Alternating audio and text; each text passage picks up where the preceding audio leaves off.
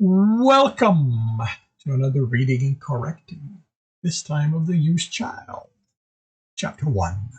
With me, Kindar, the Tiger Rights, and Ty.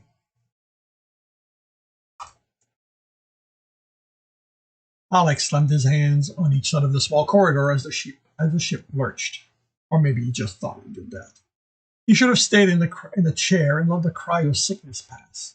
His muscles barely wanted to obey him, and his stomach was more interested in jumping around than staying put. At least the fog in his mind had cleared. At least the fog in his mind cleared quickly enough this time.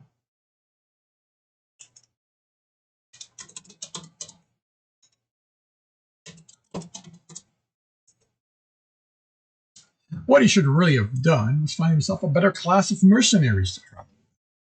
There was such a thing. He'd yet to come across one that used a full field cryo system instead of the blood replacement system he could use without getting sick. He made it 2 steps and was plastered against the wall as the ship maneuvered too hard for the inertia dampener to keep up with it. Another thing Mercs didn't seem to bother with was quality. This meant that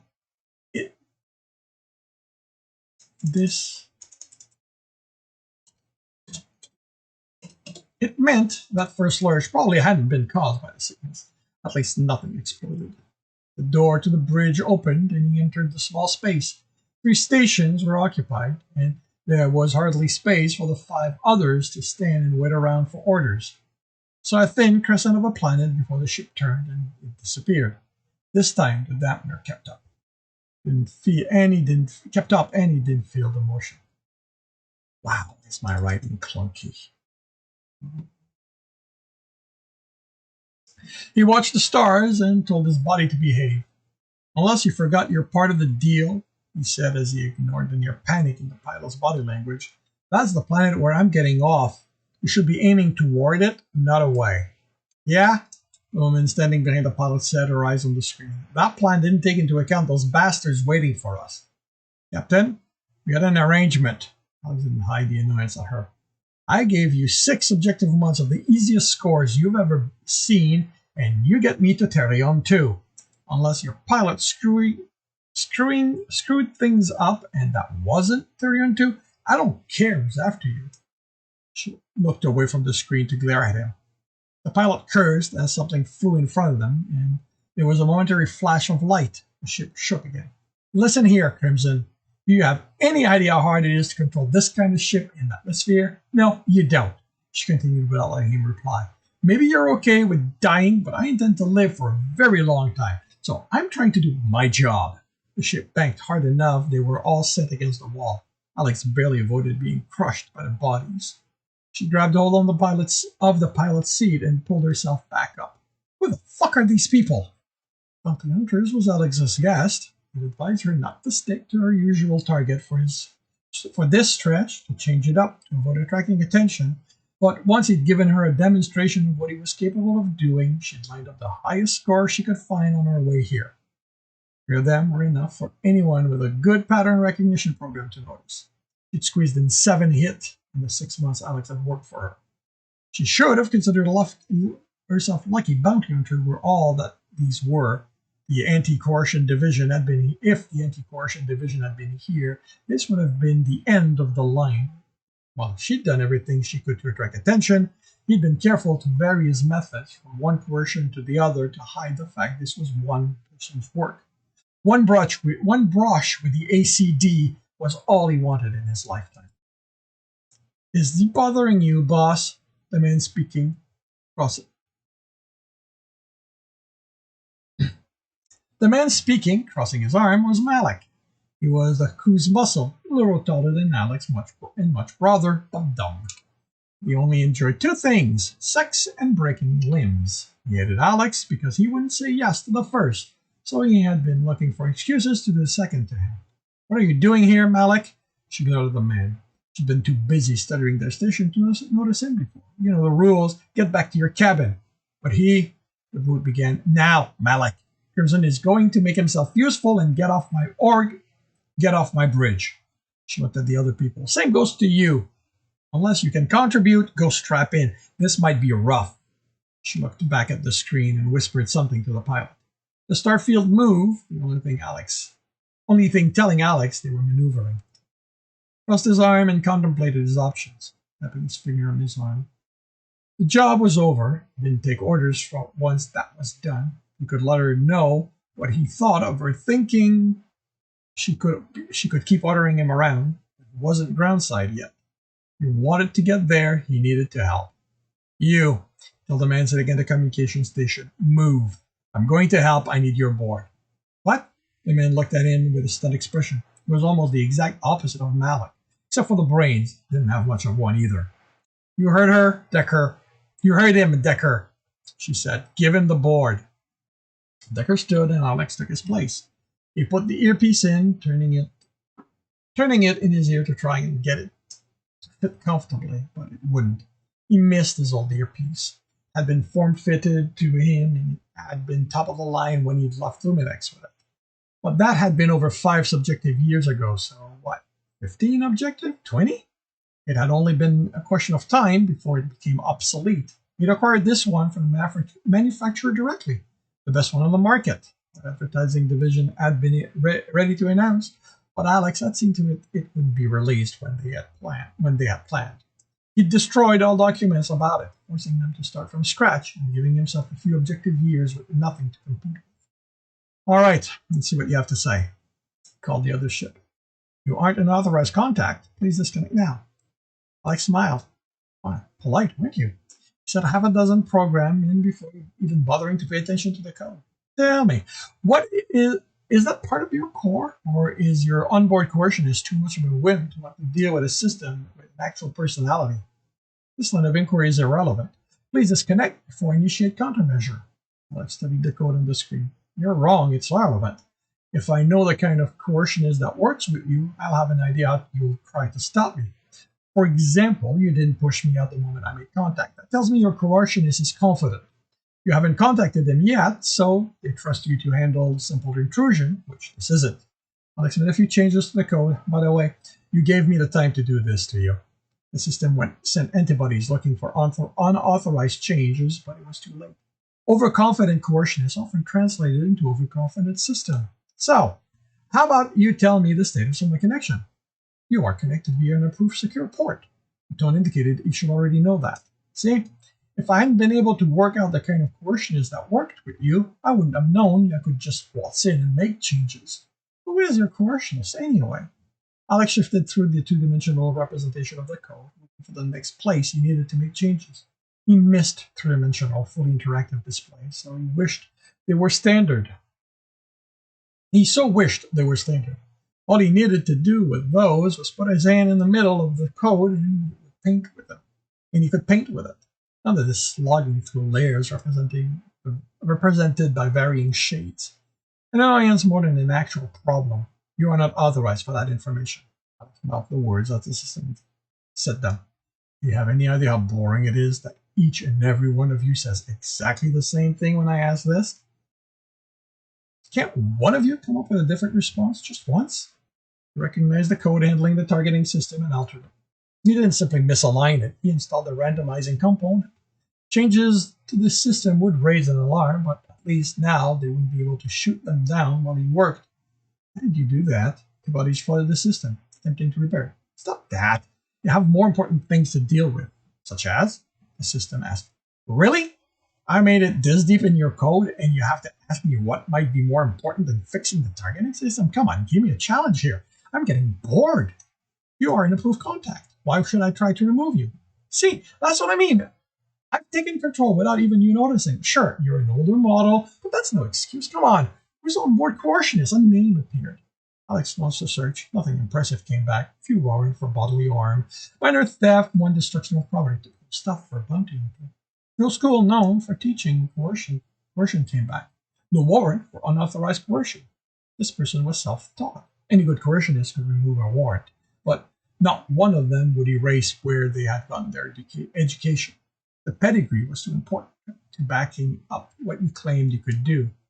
That didn't mean this wasn't a good coercionist, because when Alex had come across since Leaving Luminous had taught herself the basics and built on that with his help.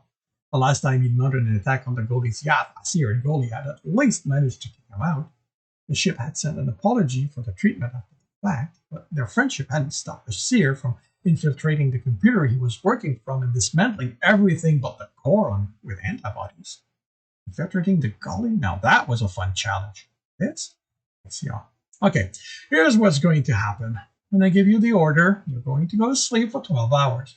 When you wake up, you are going to do a reset back to your pre-installed state.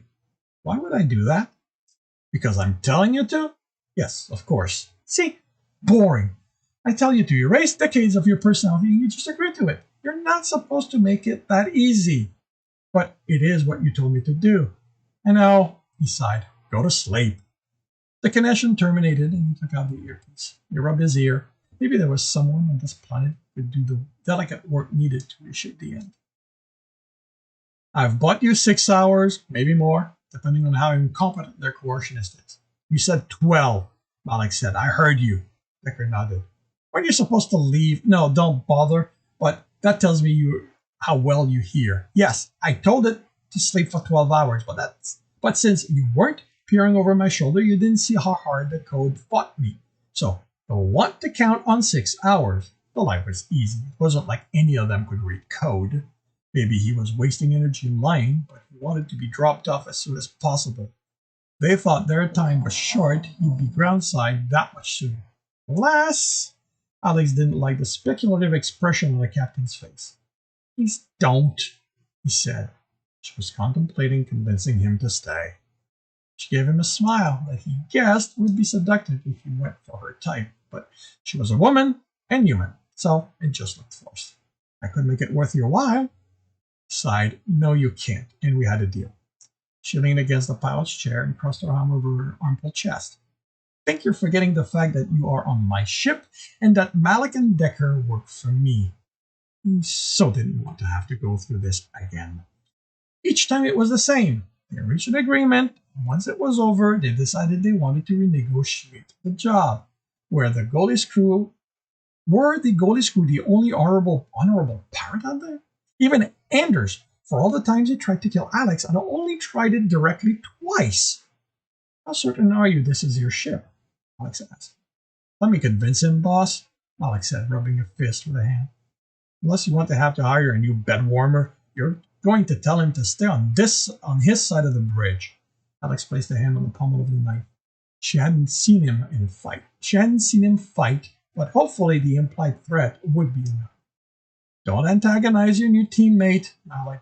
It isn't like he can do much on my ship. Rail, start plotting a course away from here. Anywhere will do for now. Alec growled. The pilot began working. We had a deal, Captain, which ended with you dropping me off here. Are you or are you not going to honor it? Why in such a hurry to leave? The planet isn't going anywhere. It isn't making us any richer. And it isn't making us richer so much more satisfying. And isn't making us richer so much more satisfying? I must say, I never realized how useful a man like you could be. I can give you the name of a dozen coercionists who will be happy to work for you. I have business here. This did if Tristan was there. This was the last place on the list of possible hideouts. So he hoped Tristan was. Alex had no idea what he was going to do if this was a dead end. Are they as good as you? Alex laughed. No, but they're good enough to get the job done. Sarah was the only one who could give him a good run for his money, but she'd never leave the golf. It was her home. See, so why would I settle for second best when I have you? Don't double cross me, Captain. She smiled. Don't think of this as a double cross. Think of it as an employment opportunity. I'm sure you realize how difficult the job market can be for a man in your position. Alex rubbed his face. Okay, maybe the direct approach would work. All right, fine. Just let me answer this. Who's your coercionist? Why, you are, Mr. Crimson. The smile she gave him was one of victory. And how impressive is what I've done for you over the last 6 months? Mr. Crimson, would I be offering you this opportunity if I wasn't thoroughly impressed? Good. Then please answer me this. How the hell do you think you still have control of this ship? She froze. They all did. They, they were always so damn certain of the superiority of their position that they never bothered asking the simple questions, like, if a coercionist was any good, what would be the first thing he thought he'd do upon boarding the ship he was traveling on?